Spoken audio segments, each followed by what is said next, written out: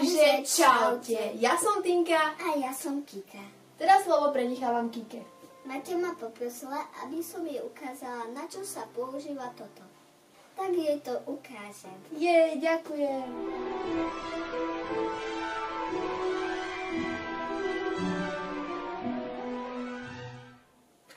Toto sa používa takto na líčka. Aj s týmto. Takže potom tu máme. Toto na oči. Aspoň si to myslím. Toto je na pery. Takto sa to na obočie používa, že to tak ako keby češeš. Potom, toto je na make-up. Na tvár. Toto je špivora. Používa sa to na myhance. Potom tu máme. Toto je lak na nechty. Vyzerá to tak.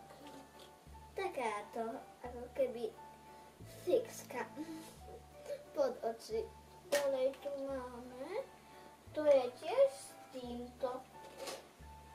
To sa používa na oči, keď máš odmazané. Toto môže byť tiež nejaký balzám. A toto je taká ceruska pod oči. To je na pery a toto je tiež make-up. To je nejaká mastička na tvár. Toto sa používa takto na tvár. Na líčka, na hocičo.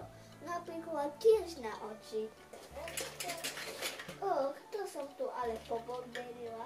Bolo to tak pekne uložené.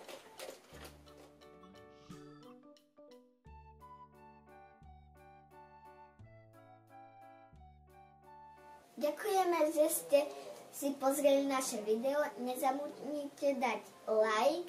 Uvidíme sa v ďalšom videu. Ahoj! Ahoj!